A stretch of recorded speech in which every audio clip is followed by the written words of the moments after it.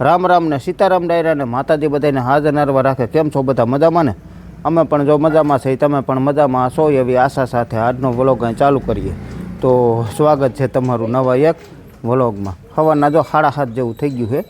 હાલો આજ તો આપણે વાડી પાસે જ વાવવાનું છે.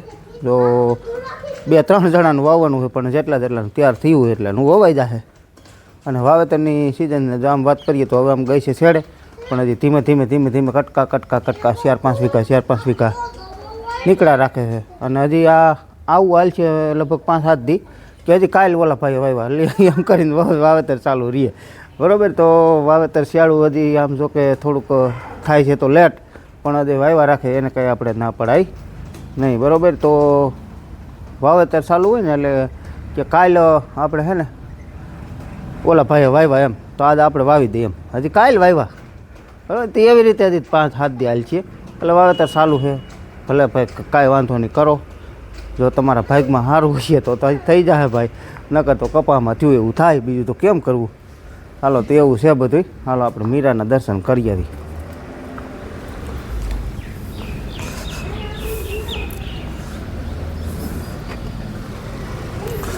મીરા અંદર ને અંદર બાંધી છે તો, અને હજી બહાર લીધી નથી. તડકો આવે છે ને તે પછી અંદર ઓલી બહાર લેશે ટૂંકમાં. અહીંયા આપણે જ્યાં બાંધીશ ત્યાં તો મીરા શાંતિથી ઊભી છે.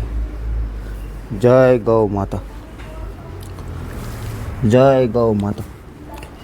હાલો આપણે છે ને વાડીએ જ આવવું છે, તો વાડીએ ટૂંકમાં આપણી બાજુમાં જ વાવવાનું. મનસુખભાઈનું વાવવાનું ને આપણે કાકાનું વાવવાનું, પ્રવીણભાઈનું વાવવાનું છે. એટલે ત્રણેયનું વાવવાનું. ત્રણેયનું જો તૈયાર છે તો ત્રણેયનું વવાઈ જાય, નકર પછી બેનું તો ફાઇનલ છે જ. બરાબર, તો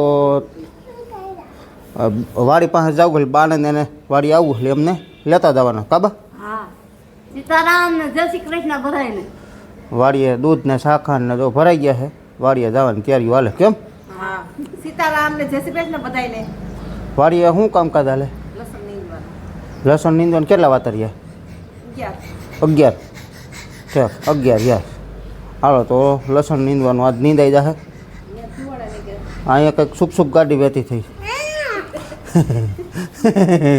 એકાનું તો બેસી ગયા હે. સીતારામ ને જય શ્રી કૃષ્ણ બધાને. હાલ આમનો હાલ.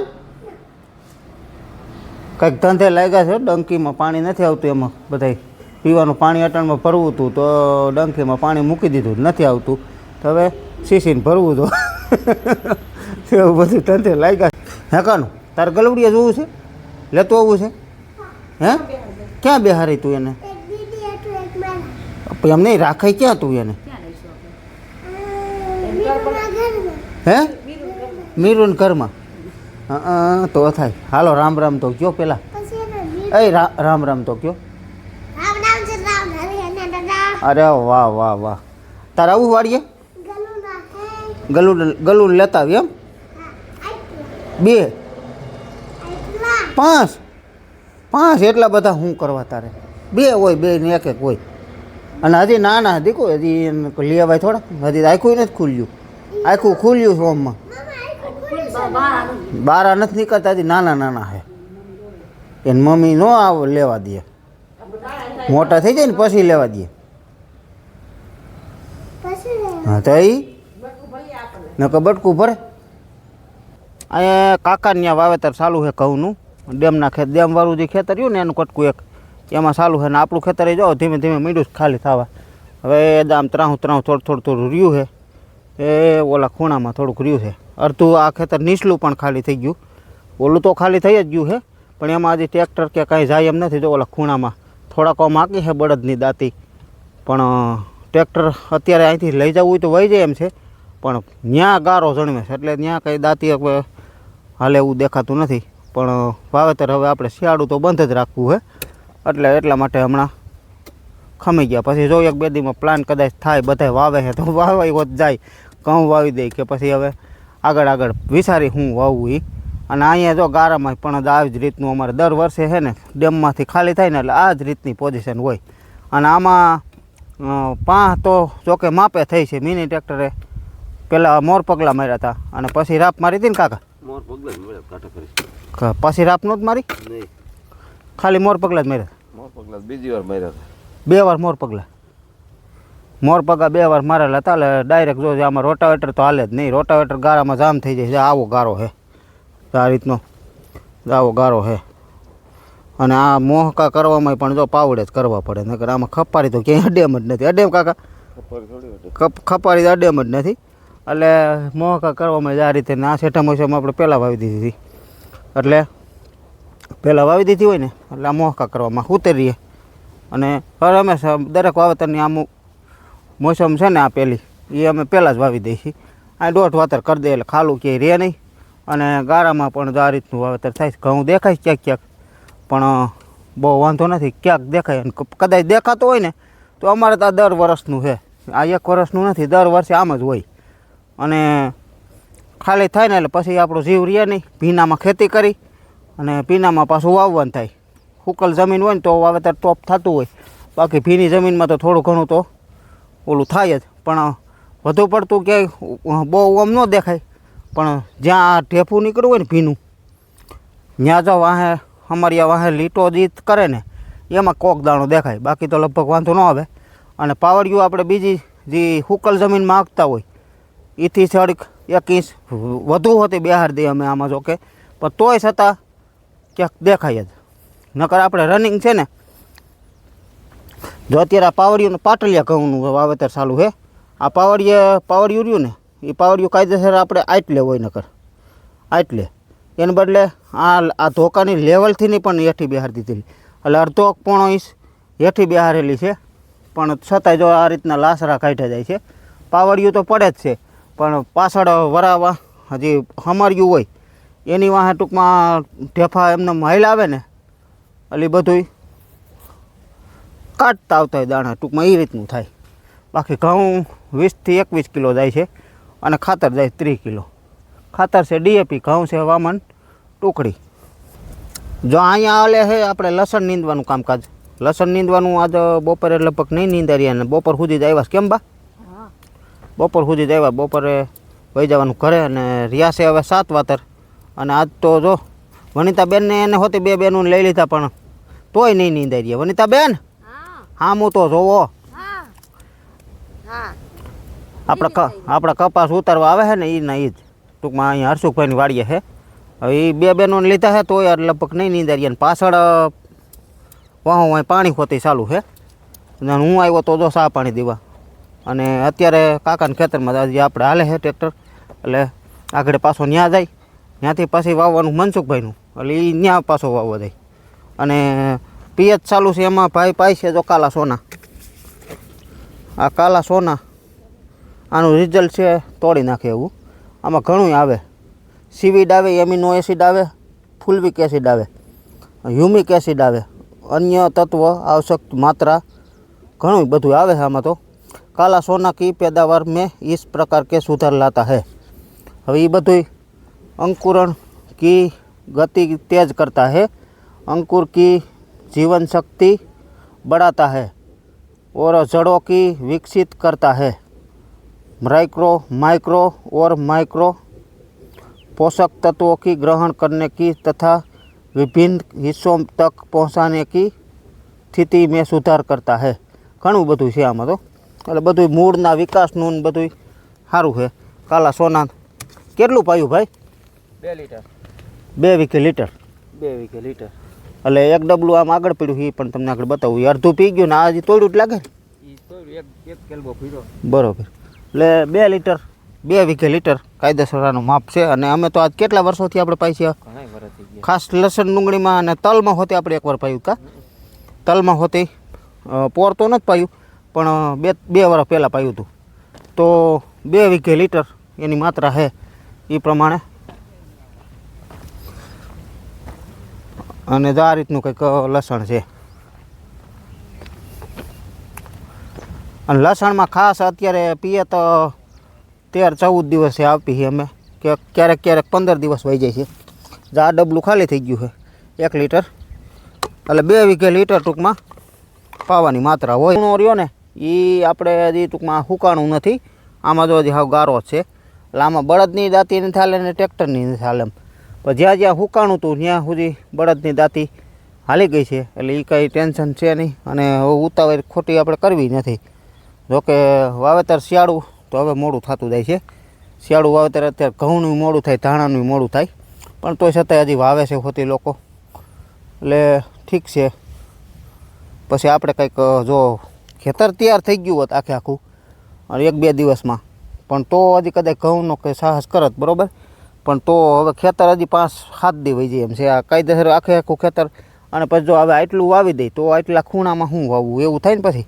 એટલા માટે હવે આપણે વાવેતરનું આયોજન કંઈક ફેરવી નાખી, ઘઉં નથી વાવવા, કંઈક બીજું વાવી દેવું જોઈએ હવે.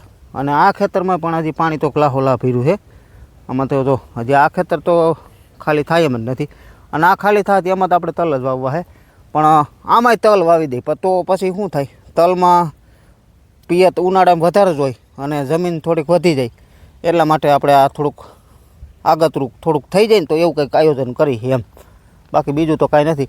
અને જ્યાં સુધી દાંતી જો હાલી ગઈ એમાં મસ્ત થઈ ગયું. એ બળદની દાંતી આંકી નાખી આપણે મનસુખભાઈના બળદે, એ પણ કમ્પ્લીટ થતું જાય છે. અહીંયા જેમ હુકાતું જાય છે એમ પાછળ જો ભાઈ નવરો હોય તો એ ભાઈ હાંકતો હોય, મનસુખભાઈ નવરો હોય તો મનસુખભાઈ નવરા હોય હાંકતા હોય, એટલે એવી રીતે.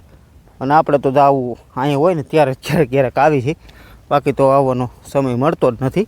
અને આજ થોડાક હવે ધીમી ગતિએ થઈ ગયું છે, એટલે હોય કાંઈ એમ કઈ રીતનું કે 15 વીઘા 20 વીઘા 15 વીઘા 20 વીઘા એ રીતનું કંઈ ક્યારેક હોય ને ક્યારેક ન હોય હતી. હવે તો હાવ એ રીતનું થઈ ગયું છે. બસ એ છે બેગ દીક પારું વળી પાછું 1-2 દીનો ગેપ પડશે, વળી પાછું 1-2 દિવસનું પાછું થાય.